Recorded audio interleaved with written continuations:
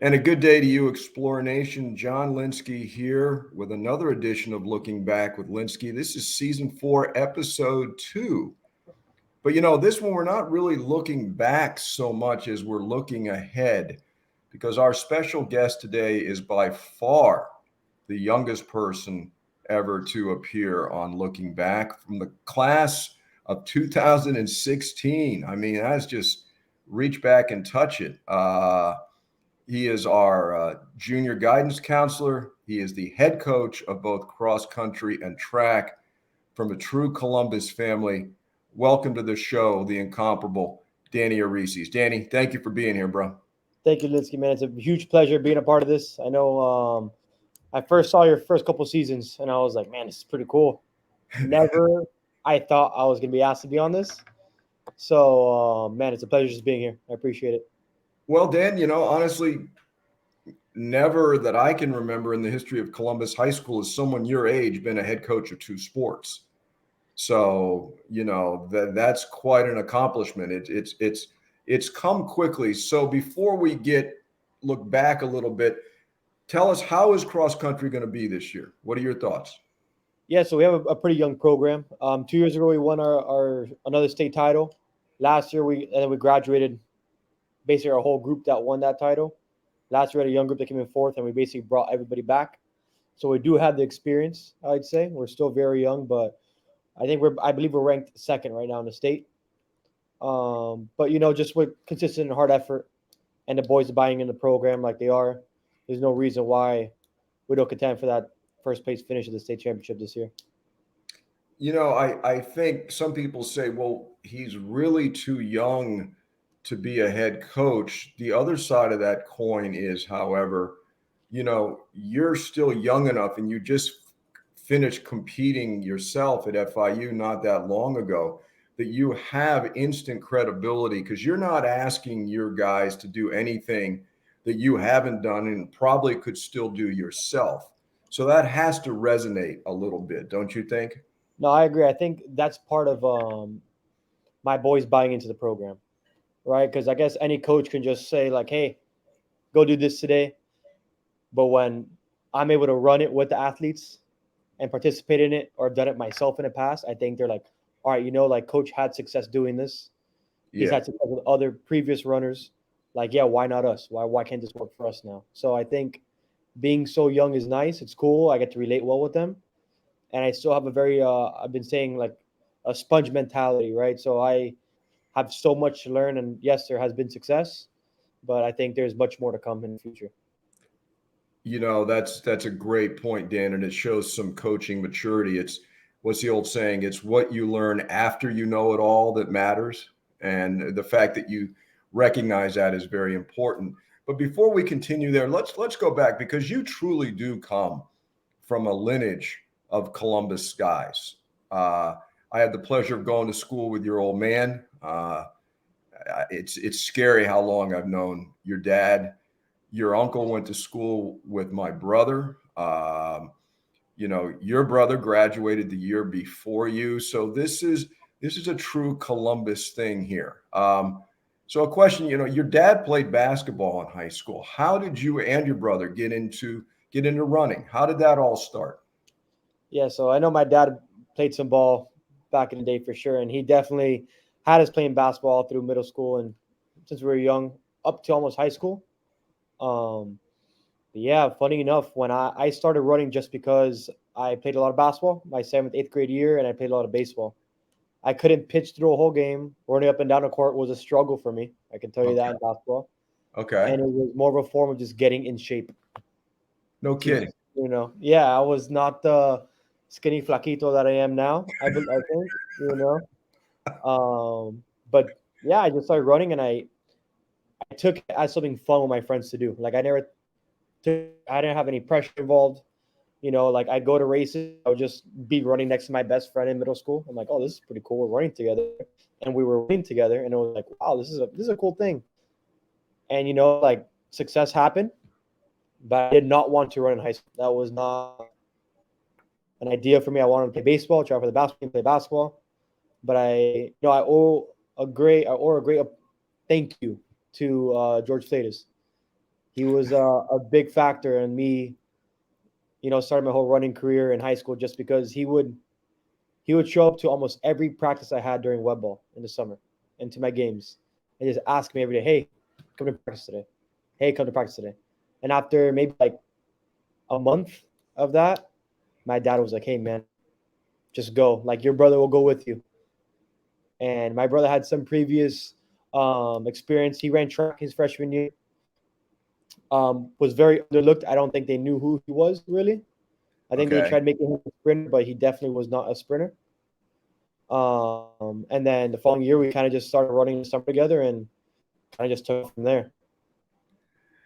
You know, you used the word fun a couple of times. I don't know, and obviously it's a mindset. I don't know too many people that equate running with fun. It's like, football's not actually that much fun either. Because in South Florida, particularly the way you guys train in the summers, if you can, Dan, and I know it's a hard question, explain the mindset of a long distance runner. I mean, where does your mind go when you're running? Yeah, that's a good question, because I always get people asking me like, why run? That's every sport's punishment in a sense, right? Yes, exactly. Yeah, so that's a big thing that fueled me in high school. Like, all my friends were like, "You're crazy, man! Like, how are you going to run at 6 a.m. on a Saturday, 13 miles?" You know, and it it's difficult. It's difficult, but it has a mindset, more of a warrior mindset, I'd say. A big thing. We have a big thing. We call ourselves the Hellions, Yes. and that's a big mindset. That's a big mindset that we kind of. Sorry, I had a faculty member knocking on my door. That's a big mindset we take. You do have to dig deep and push yourself as much as you can day in and day out. Because running a sport, like any other sport, like, you got to push yourself to the limits to be successful. If you want that success, it comes in every day at practice. So there's no way you can just take every day easy. So you definitely train the mind, work a lot of sports psychology. That's what I got my master's in, and every day we work hard on it. And it's difficult, but I think having that brotherhood and that team aspect, and having like your best friend next to you as you run, there's nothing than that. It takes you miles and miles, and you don't really even think about it. You just touched on something, the brotherhood. I've noticed something about cross country, and it goes all the way back to Mr. O'Brien, to OB. The Hellions go all the way back to Mr. O'Brien. There is a camaraderie that is unique at Columbus with the cross country program, and you guys have a profound sense of your program's history. I've never seen a program more proud of their history, more involved with their history, bringing alumni back to talk to the guys. I mean, you're the link in the chain that, you can go from OB to Flatus, Foyo, Pino to yourself. I mean, you can't do better than that. Talk about, because the other thing, Dan, is cross country kids are some of the strangest people I've ever been around. Oh, you nailed it. There's something intrinsically wrong with you guys, but you've turned it into an art form. Talk about that whole history camaraderie thing, Dan. Yeah, so I'm a big part of all that to our alumni that ran, our older Hellions and the guys that graduate with me, because they're the ones that make the program what it is, right? Like, all the young guys don't really know much about what a Hellion is or what the program is, but guys like Steve Frigo, Pino, and like people just involved within the school. And man, we'll go to races, and there'll be alumni that ran with me and ran 20 years before me that just show up and want to cheer on the guys. I get messages weekly from certain alumni saying like, "Hey man, where'd you guys look?" And it's someone that like I've never heard of in my life. That's awesome. So I think definitely having alums around, and we do a thing called we used to call it Way Back Wednesday, but we changed it to Throwback Thursday now. Yeah. And for example, yesterday we had Umberto that graduated with me, that was a state champion. Yeah. And man, he taught guys for over an hour, and all our guys like, hey, can I get your number after? Like, can we talk more about this? Like, I think that sense of knowing that you're being watched by not only your parents, that there is a program, a support system, is what makes our program so great and has our guys, I guess they have an understanding that they're not just running for themselves, they're running for something else that's bigger than themselves, which I think is a huge thing, and just, helps them from here all the way to college to whatever they do in life. And I think it's important to point out that OB won the first state championship in cross country, and guys on that team included George Flatus and Eric Pino, both of whom you ran for and then coached with. OB's the godfather, no question. He is. But talk about what made George Flatus so successful, Dan. Man, he made us really buy into a program. Like, you can tell day in, day out, he never missed a practice. He was there every single day. But I will tell you, he tested us. He worked us extremely, extremely hard. Given I only had him as a freshman. Yeah. But man, as a freshman, it was like, I was like, all right, this isn't middle school anymore. This is big time, And I think like the way he did it, he had the older guys buy into the program, and they kind of mentored us. And what was nice is that he kind of took me under his wing, I'd say, as a freshman. So I was able to, have someone talking over my shoulder help me through school, through races, through practices, and just, how anyone in Columbus is showing that you care is the biggest difference that makes someone successful. George Fate is like, that's why he was successful, because he cared so much for us and the program.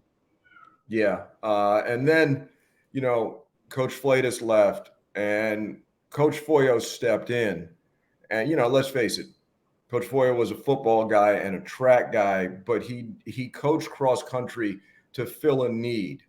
And I think it was important, and I'm sure it was for you guys, to see this guy's doing it, and he doesn't, it's not his thing, but he cared enough to do it. Mm-hmm. Yeah, Lynskey, I can tell you, my sophomore year with Fred as my coach was a year that made the biggest in most of my running career, just because, or at least maybe coming back to coach, right? Because, like you said, he had a part to do in cross country. He had no business being there every single day, or traveling all the way to Tallahassee or to Gainesville every weekend for our races, and like, he didn't understand much of the cross country to distance side of things, but having one that was just there and, supporting you with everything he had, like, meant the most to me and the guys, So when we came down, we ran that state championship, we probably didn't do the best we probably could have, but man, we ran for Foyle. We ran for that guy as hard as we could. And it was, nice to finish the season and be like, thank you so much for everything you did for us. Like, you did not have to do any of this, and a relationship was formed.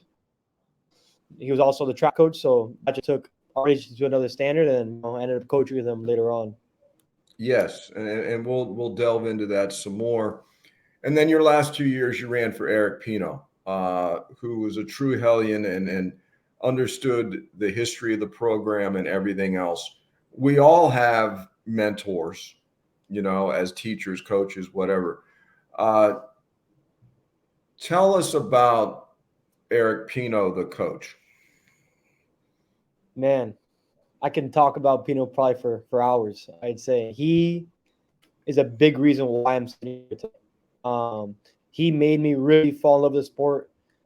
I think a lot of coaches I had put a lot of pressure on us for certain races, state championships, but Pino was one that he knew how to get you, like, just his environment, his sense of everything that like revolved around him, and just kept you relaxed. And it was like, all right, like, don't be a hero, like, just do what you can.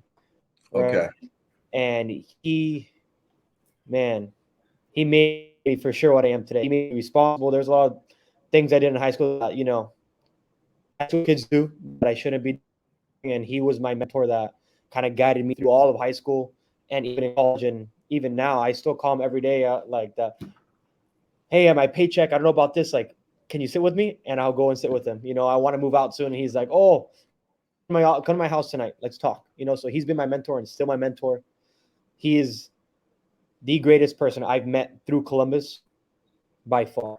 And you see it's not only with me, like he helps Christian Turo with a lot of things. Yeah. And he's the captain of the Castaways. Like, I think he's a genuine, nice human being that just does everything for other people, right? Which is a big reason why I kind of wanted to psychology. I was like, man, like I helping people. I saw how he helped us and how he made our program so successful and all the work and effort he put in. And yeah, when he called me to help coach, I was like, I'll do it for you, like anything for you. So like I do see him as a father figure, as like a best friend figure, and now as a friendly employee.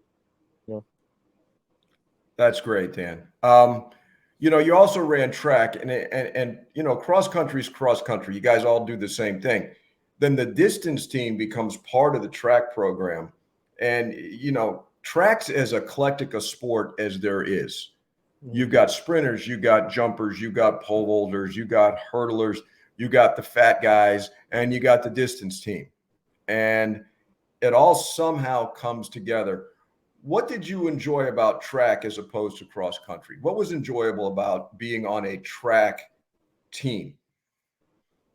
Man, well, as an athlete and as a coach, what made track enjoyable was seeing all different sports come together and try to have a common goal, right? It is difficult. The distance guys coming in, the football guys coming in, and people that got cut from different teams trying to figure out what they want to do on the program. But it's cool seeing like everyone come together and making a new team and new friendships. And so like I have still my best friends to this day. We're across the street and the track team, and as a coach now it's crazy to see everyone work together. Track meets are all day. They're 12-hour shifts. Yeah, they are. And I kind of boys like I want you to stay here, build relationships. You want to see your best friends compete. Beginning of the season, you'll see like the throwers will throw and they'll be like, all right, coach, going home. And I'm like, all right. But then by the end of the season, no one's going home. Everyone's like, I want to watch our 4x4 race, and that's the last event. And they finished 10 hours ago.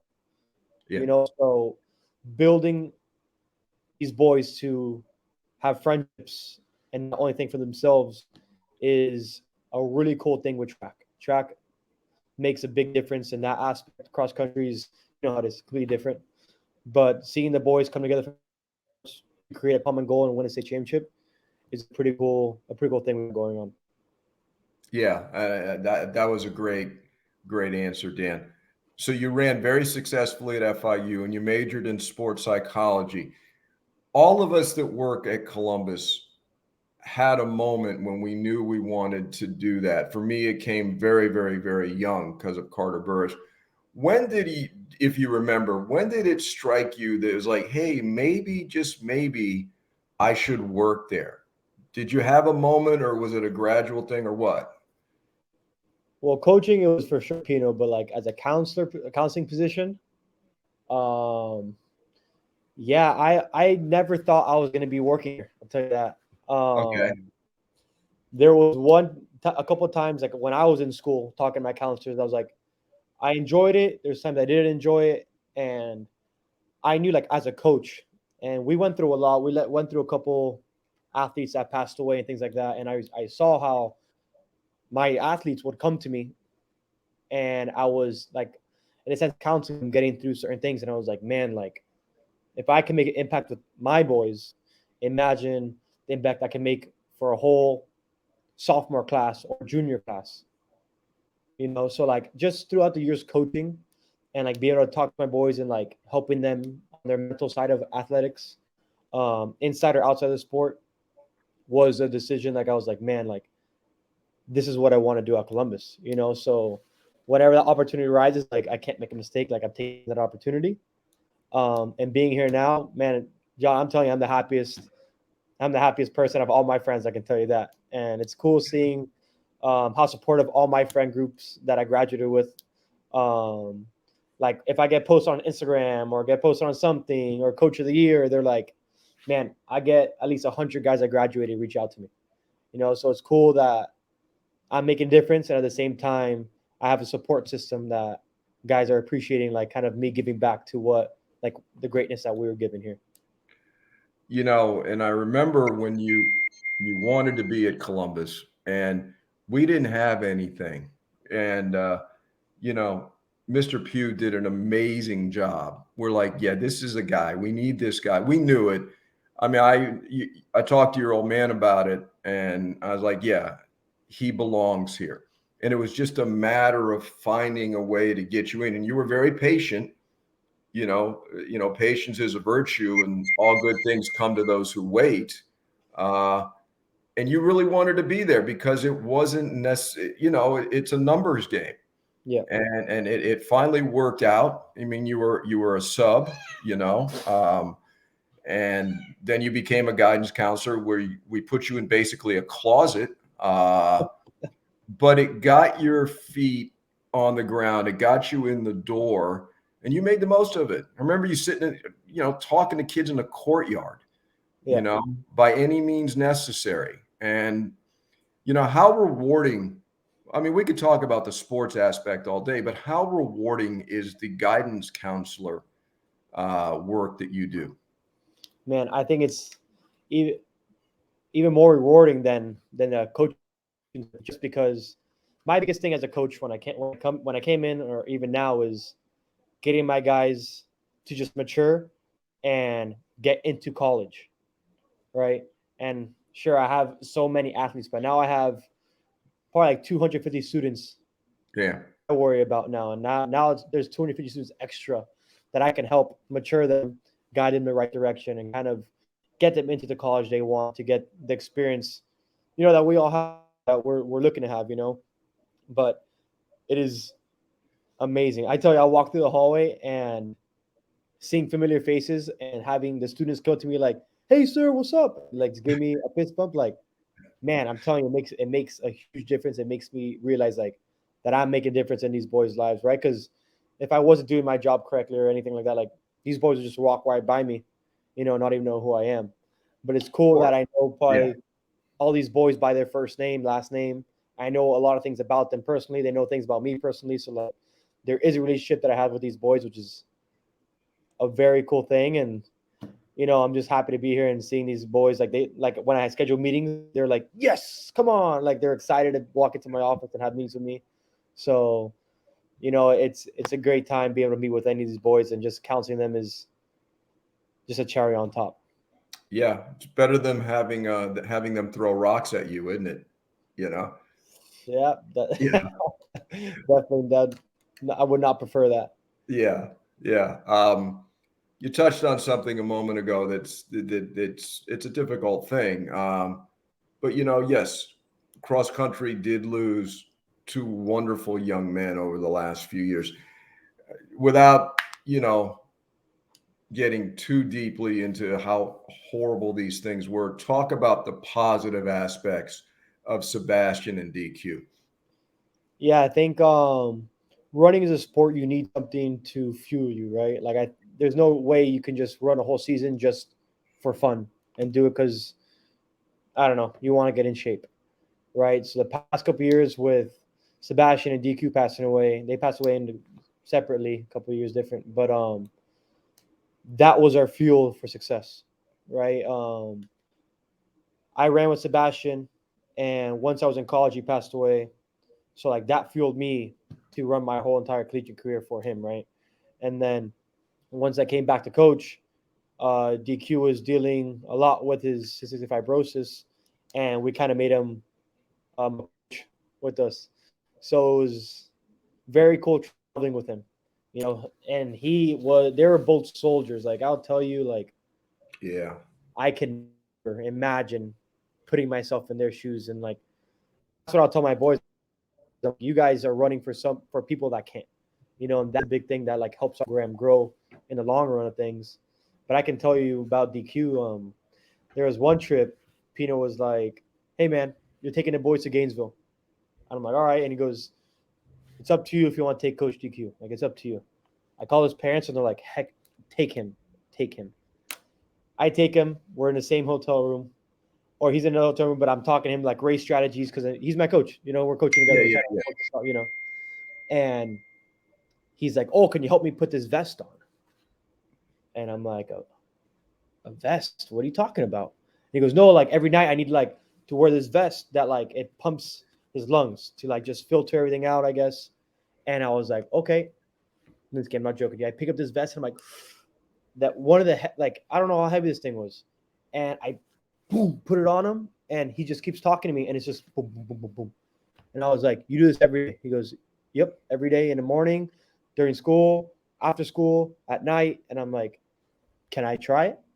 Like, I want to try it on. Like, I want to see what Yeah. you do Okay. with it." Okay. John, I put this thing on, and not even 5 seconds, I took it off. It was so No heavy, shit. Really. pounding on my body the entire time. So I was like, "You do this every day?" He's like, "Yeah." And I came to realize, I'm like, I am so gifted right now to be healthy. So like, I'm gonna do everything in my power, right, to just make up for just having what I have, and like giving like this opportunity and showing how our athletes. I'm like, guys, like you do not know the opportunity you have, and once they realize that, like that's when this program changes. That's when their mindset changes, because like Sebastian DQ, if they're still around, they are still around. Obviously, we have like their initials like on our jerseys and stuff like that. But if they were still here present day, they would be one of the best people that ever come out of Columbus history for sure. So it's very cool having and the knowledge of being an athlete with like a teammate with one of them and a coach with the other one, and just knowing like and teaching my boys of like the struggles they went through and how gifted and the benefit they have that they're in that position makes a huge difference for the program and even the school. Like yesterday we had that ceremony for DQ, and Yes. man, I love seeing his parents. You know, they make a whole lot of difference to our success. I think when we won that state title, we dedicated the whole year to DQ, and we got interviewed at the end, and our boys are crying because they're so excited, and they asked us like, what drove you this whole season? What was everything? And I remember Malcolm Brown, now he runs for Bethune Cookman, spoke Yeah. about DQ, and it was emotional. It was very nice seeing how much DQ still made a difference to these boys, even when he's not here and he's looking from above, which is pretty cool. That is. That was really, really wonderful, Dan. Thank you for that. And we lost Coach Foyo as well, and then we've lost Coach Eisenberg, and so as a community, when things go well, they're great, but when things go bad, we even come closer together, and I really noticed that with both of them because they contributed extraordinary things to this school. Yeah, the foil one definitely gets me pretty emotional about that. I'll tell you. As I was coaching with him, I always thought like, oh, I have a couple more years. I don't. We'll see how much I keep coaching because it does take a lot of time out of everything. I'd say, right? And man, once he passed, I was like, well, I just signed up for life here. Yeah, He yeah, makes the biggest difference for me. Like that guy has mentored me through a lot. We won my first year. We won state title. We came back to back, won again, and having him tell me like, "Hey, man, like I've been doing this for 36 years, and your first year you won," and he was like, "Damn you, like damn you," and I was like, and man, he showed me how to be a head coach. I'd say like I got the head coaching job when I was 22, I think, or 23. So yeah, I was definitely very, very young. I was very surprised that that it was given to me. But seeing how Foyle ran programs, how he cared for everybody. Yes, sure, he was a throwing coach, but he made an effort to know every single person on the track team.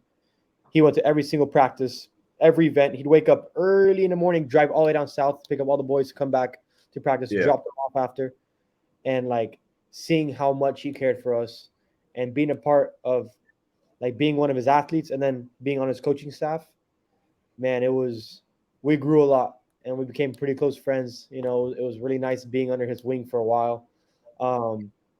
But I tell you now track, everything I do in track or anything like that, I promise you, I do everything for him. And me and Hardwick and Putman, hard to coach with him. Putman was an athlete under him, and we say it all the time, like, man, Foyle would be proud, what we got going on. We came second last year, came up short, and we really wanted to win it for Foyle.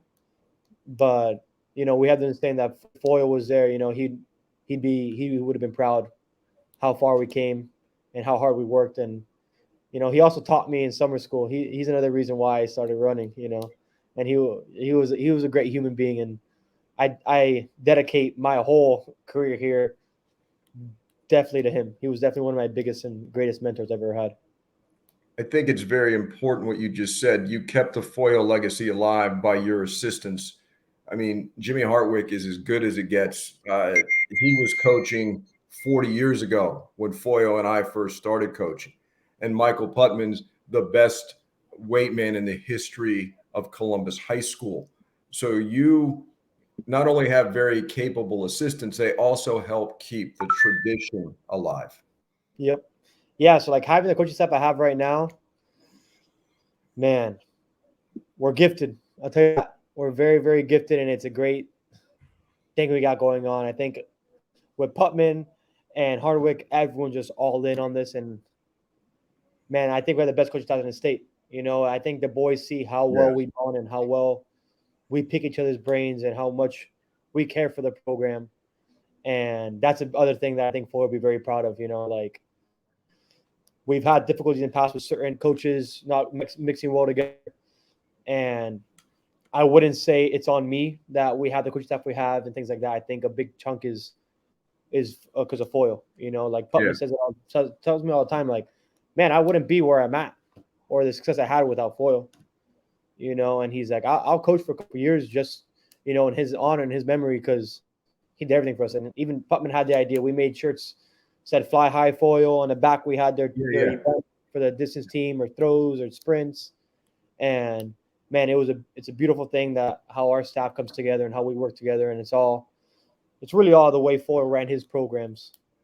And, just take after everything he did. So it was I'll tell you, it was an easy thing to pick up just because he set in stone, like, the hard ethic, the hard work, being accountable for each other and things like that. So a lot of it Foyle already had done, and I just kind of took it and ran with it, and really haven't changed much. Hey, Dan, one day ask Hartwick, because, you got a lot of time at track meet. Ask Hartwick how much he hated Foyle, OB, and me 40 years ago. It's come full circle, man. Yeah. No, it's madness. My God. It's madness. I've heard several stories how you guys, man, he used to talk to you guys about you guys all the time, even with Husk. Husk apparently was his coach in football when he was in high school. Yeah. And he talks about, like, man, anytime he got a chance to compete against Columbus and talked about you guys, and it's very funny hearing his side of things, because you always hear the Columbus side of things. Yeah. Right. And once you hear the outside perspective, you kind of are like, man, yeah, I am here. Like, this is my job. This is crazy, Yeah. And I never think of it that way. Like, people are like, oh, you're the head coach? Like, I'm like, yes, but I have two other head coaches with me at all times. I don't count them as my assistants ever. Whenever I get interviewed or anything, I make sure I bring them up, because if I know I got awarded Coach of the Year this track season, and I'll tell you that it was a team effort. It was only me doing this. Like, it was definitely a big part. If they weren't on my staff, there was no way I would have gotten that award. So we're only strong just because of the group we have. That's great. Great point. Yes. And you've got Chris Ventura Highway, helping you with cross country, and he's a character. Yep. Yeah, he plays a very big role in a lot of our success, because I do handle all the running and the workouts, what we do every day, but he has this yoga, very chill mindset that our boys love, because I do get intense. I like to win. That's why I coach. I like success. And Ventura, there are times that I'm like, Ventura, just go talk to him. I can't do this right. Like, I'm not gonna talk to him right now. And Ventura will just go there and just be like, take it easy, guys, and just have this mindset that I can't tap into half the time.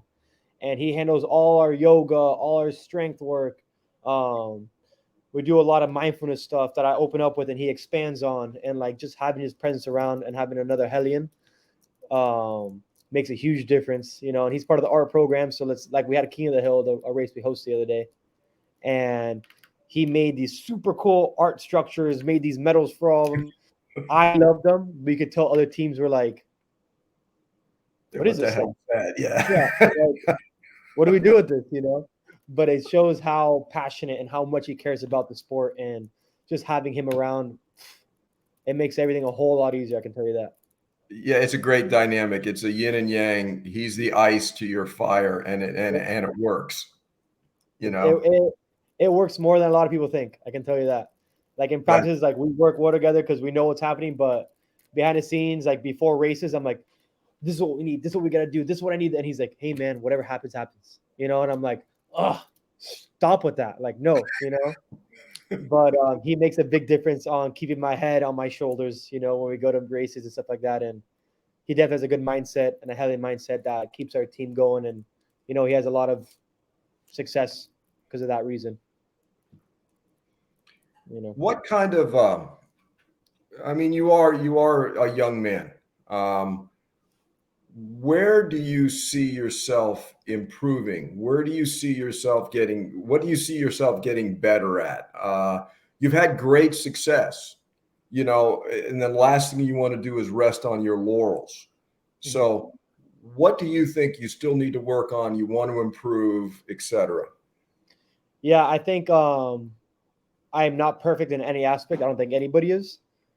Like I said earlier, I try to have a sponge mentality in everything I do. So I try to pick as many mentors' brains as possible that I have, right? Because I think there's an unlimited source of knowledge that I can obtain, and every day I kind of ask questions. I'll go into the other junior counselor's office or the department chair's office, and I'll be like, "Hey, I have this today. I know what I'm going to do, but what would you do instead?" You know, and try to morph that into what I'm trying to do. Um, I try to read a lot. I read a lot of articles. I go to a lot of, like for coaching. I go to a lot of clinics. I speak at clinics. For counseling, we went to like a counseling thing at FIU just to like see what colleges need. So I think just the biggest thing to me is being available. I think I'd say being available for ones in need and being available to ones that can mentor me. You know, not and never think I know everything. You know, I think if I do have a downfall, it would be me thinking I know everything. You know, so I want to keep that sponge mentality, you know, until the day, you know, I go, you know. Well, by you saying that, it shows you're aware. That's awesome. That's all. And how is it working with Carlos Nunez? Man, it's beautiful. It's awesome because I know him well, right? His son just graduated, so I coached his Yeah. oldest son for 4 years. Now his son is sophomore, and it's funny because yesterday we awarded him like the runner of the week for last week. You know, so we have a very good dynamic. I pick his brain all the time. I always express my concerns. A big thing I struggled with, I think, in the beginning was keeping things in and like being like, you know what, I'll figure this out later. And then it comes up and I'm like, oh, I never figured it out, you know. So any problems I ever have, man, I reach out to him and he's a phone call away at all times. And if he's not, I always just walk over to his office and he helps me with everything. He has years and years of experience on me with this whole counseling thing. So any advice that he ever gives me or anything that he ever brings up or any meetings he wants me to attend, man, you know, I'll be there in a second. Very good. And you know, you've got a cross country family of, you know, it's everything at Columbus. You know, Mario Suarez's son is on your team. You've got all these long-standing Columbus traditions, and you're carrying it forward. And let me say this, Dan. You know, as you know, we all stand on the shoulders of giants, but time does pass, and it's extraordinarily important to people. Well, like Mr. Pugh and Mr. McKeon and Mr. Trio and Lynn Fours and myself and OB and the guys that have been there a long time, Dr. Burris for that matter, that the tradition gets carried forward. We don't want to lose what we've worked 60 whatever years to build. And we feel quite comfortable with people like you in the position you're in. And so just keep doing it. And I hope you become a lifer, Dan. I really do. That's the goal. Yeah, I can say that I have a group. My group of friends are all guys I went either Columbus or Belen. It's cool when once you leave Columbus, that whole blend thing goes away, But yeah, guys tell me all the time, like, hey man, like you're gonna be like the future Lynskey, like you're gonna be these guys, and like I don't think of it that way because I'm still young and I kind of just started, but it's cool to have the opportunity to follow your guys' footsteps. Like I am young still, but I have a good connection with these boys, and it's pretty cool. And the goal is definitely keep working and making my life here and being successful and being a lifer. That is the goal here. All right, Dan. Long may you run, brother. Thank you, Long bro. may I you run. appreciate that. And I really appreciate you taking the time to do this today. I had a lot of fun. It was Yeah, really man. good. I appreciate you even reaching out or even thinking about putting on me on this. So I appreciate it. Well, it's been my pleasure, and good luck with cross country. Good luck with track. Congratulations on having a real office, and very happy for you, Dan. Thank you. So, I appreciate it. Explorer Nation, I hope you've enjoyed this episode. Support the cross country team when you get a chance. Follow them. They've got a great social media presence, and I think good things are going to happen this year. So, Daniel, once again, thank you, my friend. Cheers, Lynskey. I really appreciate it. Thank you for having me on here. And yeah, if anyone ever wants to follow cross country, I'm in charge of that account. I try. I'm not the best on social media, but I do what we can. That's all we ask. So I hope you've enjoyed this episode, Explorer Nation. Until next time, take it easy and Adelante.